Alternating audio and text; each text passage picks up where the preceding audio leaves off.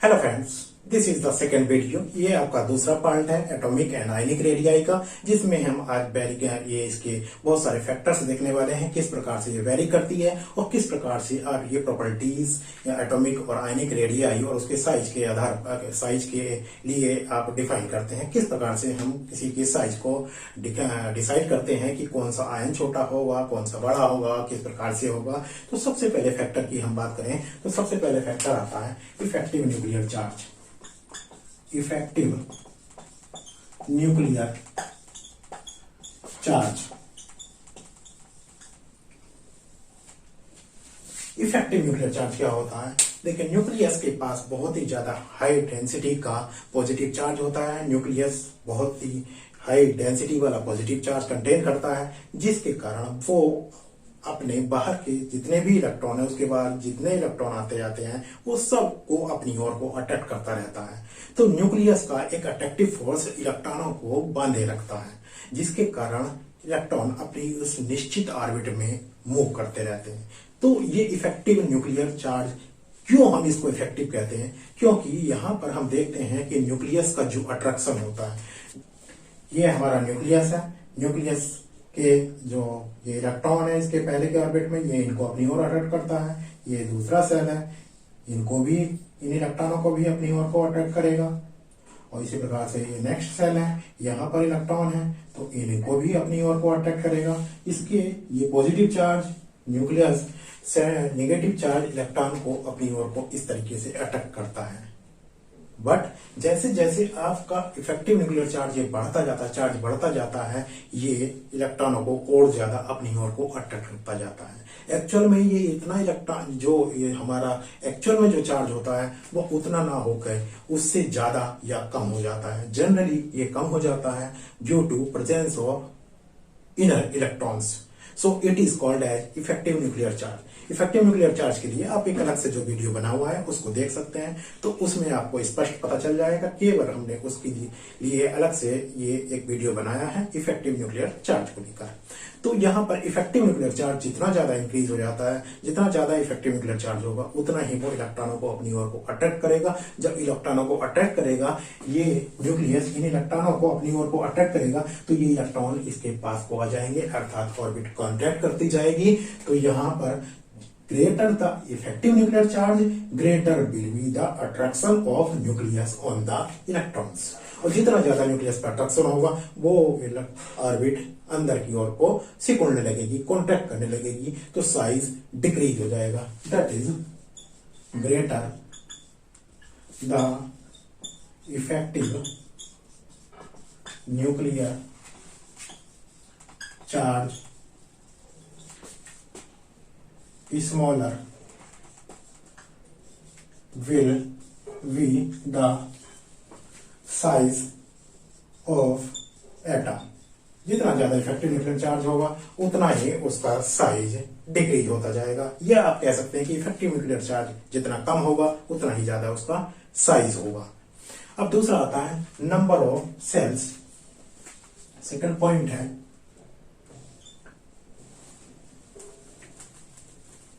number of cells or principal quantum number। Number of shells की बात करें तो जैसे ये आपके पास न्यूक्लियस है, ये एक सेल है, ये दूसरा सेल है, ये तीसरा सेल है।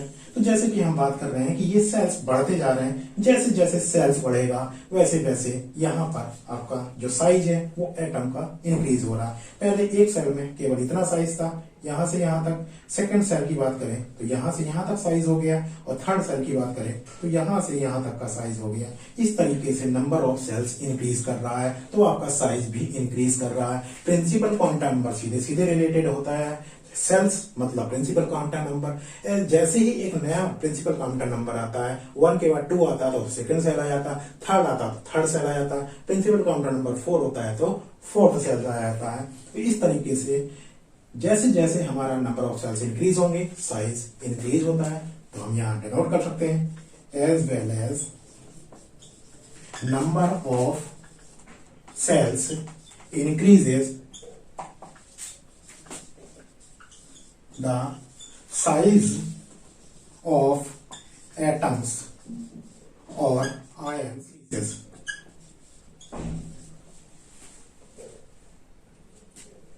इस तरीके से हमारा साइज इंक्रीज होता जाता है सीधे सीधे उसके रिलेशन में।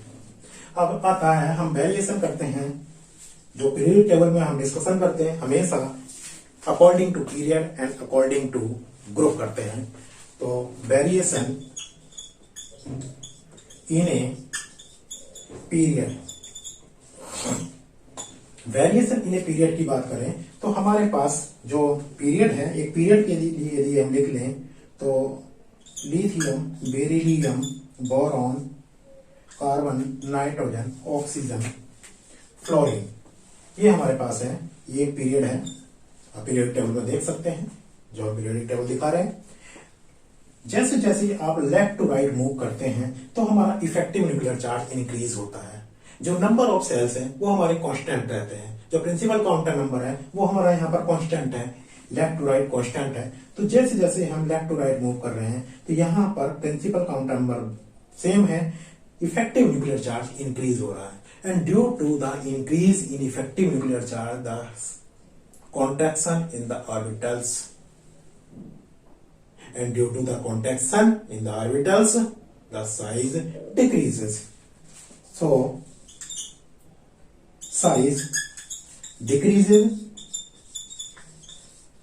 in the period from left to right. यहाँ पर left to right size decrease कर रहा, यहाँ पर इस तरह से ये डिक्रीज करेगा जब आप इधर की ओर को इंक्रीज कर दें, साइज डिक्रीजेस। अब हम अगर ग्रुप की बात करें तो ग्रुप में हमारे पास क्या होता है, पहले ग्रुप में lithium, sodium, potassium, rubidium, caesium and francium, हमारे पास ये ग्रुप है, फर्स्ट ग्रुप है। पीरियड में हमने देखा था। अब यहां पर हम ग्रुप में बात करें तो ग्रुप में जब हम टॉप टू बॉटम चलते हैं तो यहां पर प्रिंसिपल क्वांटम नंबर आपका इंक्रीज कर रहा है। यहां की ओर देख रहे हैं तो प्रिंसिपल क्वांटम नंबर इंक्रीजेस।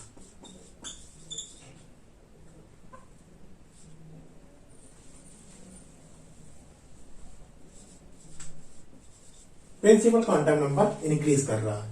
जैसे जैसे प्रिंसिपल क्वांटम नंबर इंक्रीज कर रहा है वैसे वैसे इफेक्टिव न्यूक्लियर चार्ज डिक्रीज कर रहा है। इफेक्टिव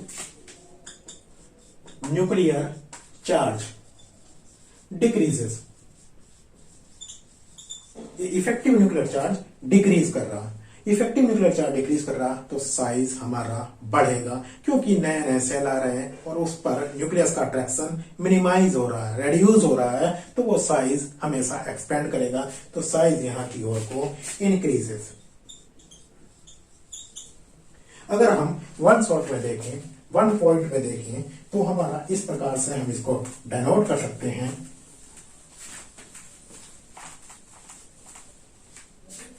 पीरियड में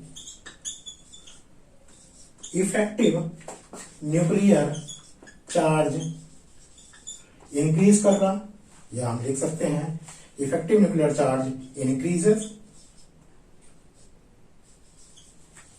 साइज डिक्रीजेस। ग्रुप में effective nuclear charge decreases and size increases। इस प्रकार से हम इसको डिस्कस कर सकते हैं ग्रुप में, पीरियड में इफेक्टिव न्यूक्लियर चार्ज के आधार पर। अब next one is the cation of any atom is smaller in size that's of parent atom. किसी भी एलिमेंट का एटम उसके कैटायन से बड़ा होता है। आइए देखते हैं किस प्रकार से ये होता है। The cation is smaller in size than parent atom. The cation is smaller in size than parent atom. जैसे suppose Fe3 positive less than Fe2 positive less than Fe. Size increases. या इधर को साइज डिक्रीजेस.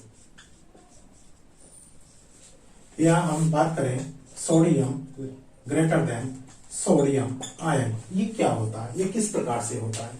तो जैसे जैसे देखिए हम यहां पर किसी कैटायन में किसी एटम को कन्वर्ट करते हैं. कैटायन कब बनता है? कैटायन तब बनता है जब उसका आयनाइजेशन होता है, अर्थात उससे एक इलेक्ट्रॉन निकल जाता है. इलेक्ट्रॉन तो निकल जाता है जिसके कारण उस पर एक यूनिट नेगेटिव चार्ज, इलेक्ट्रॉनों का जो संख्या है वो घट जाती है, एक यूनिट नेगेटिव चार्ज रिड्यूस हो जाता है. जबकि हमारे पास उस एटम में अभी भी प्रोटॉनों की संख्या उतनी ही रहती है. Due to the positive charge density the effective nuclear charge increases. जब हमारे पास पॉजिटिव चार्ज की संख्या उतनी है और नेगेटिव चार्ज की संख्या घट गई तो इफेक्टिव न्यूक्लियर चार्ज इंक्रीज कर जाता है. जब इफेक्टिव न्यूक्लियर चार्ज इंक्रीज कर जाएगा तो वो आउटर इलेक्ट्रॉनों को अपनी ओर और ज्यादा पावर के साथ न्यूक्लियस अट्रैक्ट कर लेता है. Due to which size of the cation decreases. जब हमारे पास एक इलेक्ट्रॉन निकल जाता है तो साइज डिक्रीज हो जाता है. दो इलेक्ट्रॉन निकलता है तो 2 यूनिट नेगेटिव चार्ज कम हो जाता है, बट हमारे पास फिर भी पॉजिटिव चार्ज की संख्या उतनी ही बनी रहती है क्योंकि प्रोटॉनों की संख्या वहां पर सेम बनी रहती है. जिसके कारण जो न्यूक्लियस की चार्ज डेंसिटी है, पॉजिटिव चार्ज डेंसिटी, वो बहुत ज्यादा हाई हो जाती है और वो बचे हुए इलेक्ट्रॉनों को और ज्यादा पावर के साथ अपनी ओर को अट्रैक्ट करता है, अर्थात साइज और ज्यादा डिक्रीज कर जाता है. और जब आप तीसरा इलेक्ट्रॉन निकालते हैं तो सेम उसी प्रकार से 3 यूनिट नेगेटिव चार्ज कम हो जाता है, जिसके कारण effective nuclear charge very much high हो जाता है और साइज और ज्यादा कॉन्ट्रैक्ट कर जाता है, साइज और ज्यादा छोटा हो जाता है. इसलिए हमेशा कैटायन का साइज उसके पेरेंट एटम से छोटा होगा. This is the explanation. Now the second is the anion is bigger than its parent atom. हमारे पास फॉर एग्जाम्पल जैसे Cl negative greater than Cl, O2 negative greater than O negative greater than O. ये size increase कर रहा है इधर को, size increases इधर की ओर को. इसी प्रकार से ये इधर को इंक्रीज कर रहा.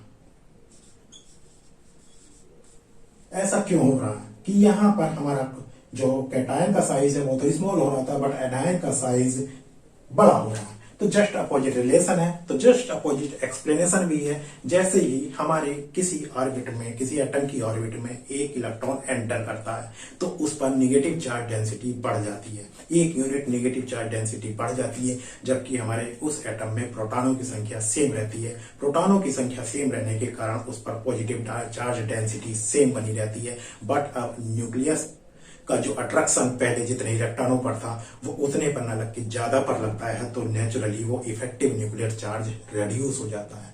जब इफेक्टिव न्यूक्लियर चार्ज रेड्यूस हो जाएगा, कम होगा, उसे ज्यादा इलेक्ट्रॉनों पर वहां पर पावर को, ज्यादा इलेक्ट्रॉनों को अपनी ओर को खींचना पड़ रहा है, तो वो इलेक्ट्रॉन दूर भागेंगे और जब दूर जाएंगे तो ऑर्बिटल एक्सपेंड करेगी. दैट मीन्स उससे साइज इंक्रीज हो जाएगा. फॉर एग्जाम्पल जब हमारे पास यहाँ पर O एटम था तो इसका जो नॉर्मल साइज था, एक इलेक्ट्रॉन एंटर कर गया, तो एक इलेक्ट्रॉन एंटर करने के बाद इस पर नेगेटिव चार्ज आ गया तो इसका साइज इंक्रीज हो गया, क्योंकि अब इफेक्टिव न्यूक्लियर चार्ज रेड्यूस हो गया. और जब इफेक्टिव न्यूक्लियर चार्ज रेड्यूस हो गया तो साइज एक्सपेंड कर गया. जब एक इलेक्ट्रॉन और उसमें आ जाता है तो इलेक्ट्रॉनों की संख्या और बढ़ जाती है यार, जिससे नेगेटिव चार्ज डेंसिटी बढ़ जाती है. 2 यूनिट यहाँ पर अब नेगेटिव चार्ज हो गया, जबकि पॉजिटिव चार्ज डेंसिटी उतनी ही बनी हुई है जो O के पास में थी. अब वो पॉजिटिव चार्ज डेंसिटी जो न्यूक्लियस की है वो उन इलेक्ट्रॉनों को और कम क्षमता से अपनी ओर को अट्रैक्ट कर पाएगी, अर्थात इफेक्टिव न्यूक्लियर चार्ज और ज्यादा डिक्रीज हो जाता है। And due to this decreasing effective nuclear charge the size of an anion becomes high. तो यहाँ पर साइज O2 निगेटिव का और ज्यादा बड़ा हो जाता है। सेम उसी प्रकार से क्लोरीन से बड़ा उसका क्लोराइड आयन होता है। Now the next point is radii of iso electronic species. For example आपके पास में यहां पर C4 plus C4 minus, nitrogen 3 minus, oxygen 2 minus, fluorine 1 minus, neon, sodium positive. यहां पर आप देखिए इनके जो एटॉमिक नंबर है, एटॉमिक नंबर वो 6 है, 7 है, 8 है, 9 है, 10 है एंड 11 है। बट नंबर ऑफ इलेक्ट्रॉन्स इसमें देखें, नंबर ऑफ इलेक्ट्रॉन्स कार्बन में 6 पहले थे, अब 4 माइनस चार्जर था, 4 इलेक्ट्रॉन आ गए, 10 हो गए। नाइट्रोजन में भी 10 है, ऑक्सीजन में भी 8 प्लस 2 यहाँ पर 10 है, फ्लोरीन में भी 10 हो गए, 9 से 1 हो गया, नियॉन में भी 10 है और सोडियम आयन में यहाँ पर 1 इलेक्ट्रॉन निकल गया तो 10 है। ये देखिए यहाँ पर नंबर ऑफ इलेक्ट्रॉन सभी में सेम है, that are called as isoelectronic species. ये सब आइसो इलेक्ट्रॉनिक स्पेसीज हैं जिनमें इलेक्ट्रॉनों की संख्या सेम है। तो ऐसी स्पेसीज में हम किस प्रकार से डिस्कस करेंगे कि किसका साइज छोटा होगा, किसका बड़ा होगा। जैसे हमारे पास ये आयरन में Fe, Fe2 plus, Fe3 plus को एक्सप्लेन करना बहुत आसान है। Less greater the positive charge laser will be the size. Cl negative या इनमें OO2 नेगेटिव में एक्सप्लेन करना आसान है। Greater the negative charge greater will be the size. तो यहां पर हम इनके आधार पर लिख सकते हैं, इस तरीके से हम लिख सकते हैं, greater the negative charge greater will be the size. और हम लिख सकते हैं greater the positive charge smaller the size. जितना ज्यादा पॉजिटिव चार्ज होगा उतना साइज छोटा होगा, जितना ज्यादा नेगेटिव चार्ज होगा उतना ही साइज बड़ा होगा। अब इस डिफरेंट टाइप के एटम आयन में हम आइसो इलेक्ट्रॉनिक के आधार पर देखते हैं कि greater the negative charge greater will be the size in iso electronic species. सीधे सीधे कंसेप्ट होता है यहां पर, greater the negative charge greater will be the size of atom. या हम लिख सकते हैं greater the positive charge smaller will be the size of atom. तो किसी भी लैंग्वेज में हम पॉजिटिव चार्ज या नेगेटिव चार्ज की लैंग्वेज में लिख सकते हैं कि हमारे पास जितना ज्यादा नेगेटिव चार्ज होगा उतना ही ज्यादा उसका बड़ा साइज होगा। अर्थात हम अगर साइज के आधार पर मतलब साइज के आधार पर इनको हमें फॉलो करना हो कि किसका साइज बड़ा है किसका छोटा है, तो साइज का जो ऑर्डर होगा वो ये हो जाएगा C4 negative greater than N3 negative greater than O2 negative greater than fluorine negative greater than neon and greater than sodium ion. इस प्रकार से ये ऑर्डर हो जाएगा। सबसे ज्यादा बड़ा साइज का कार्बन आयन होगा, उसके बाद नाइट्रोजन, ऑक्सीजन, फ्लोरीन, नियॉन और सोडियम। इस प्रकार से यहाँ पर हम आइसो इलेक्ट्रॉनिक स्पीशीज में किसी को भी देख सकते हैं। और ये ऐसा क्यों हो रहा है, क्योंकि आप देख रहे हैं कि यहाँ पर जो हमारा एटॉमिक नंबर है वो इस प्रकार से है, बट इलेक्ट्रॉनों की संख्या यहाँ पर बढ़ रही है। तो हमारा पीरियड में क्या इफेक्टिव न्यूक्लियर चार्ज तो इंक्रीज हो रहा है। इफेक्टिव न्यूक्लियर चार्ज जब इंक्रीज हो गया है तो यहाँ पर हमारा कॉन्ट्रैक्शन हो रहा है। ड्यू टू कॉन्ट्रैक्शन यहाँ पर साइज डिक्रीज हो रहा है। और इस तरीके से आइसो इलेक्ट्रॉनिक स्पीशीज में greater the negative charge greater will be the size of that atom और आयन। और यहाँ पर हम ऑर्डर में देखते हैं कि हमारे पास पॉजिटिव, न्यूट्रल और नेगेटिव, पूरा साइज हम नेगेटिव टू पॉजिटिव या पॉजिटिव टू नेगेटिव मेजर करते हैं। और उसके आधार पर हम इजीली किसी भी एटम आयन के साइज को उस ऑर्डर में अरेंज कर सकते हैं जिस प्रकार से वो पूछा गया।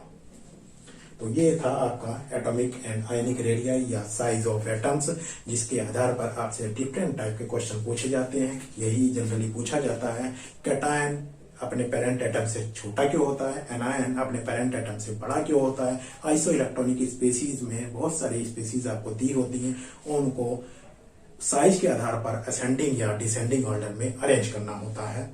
और इसी तरह के इसमें अन्य कहीं पर भी, चाहे वो मेडिकल एग्जाम हो, चाहे आपका जो इंजीनियरिंग का एग्जाम हो, इसी प्रकार से इसमें से क्वेश्चन पूछे जाते हैं जो हमने अभी तक ये डिस्कस किया।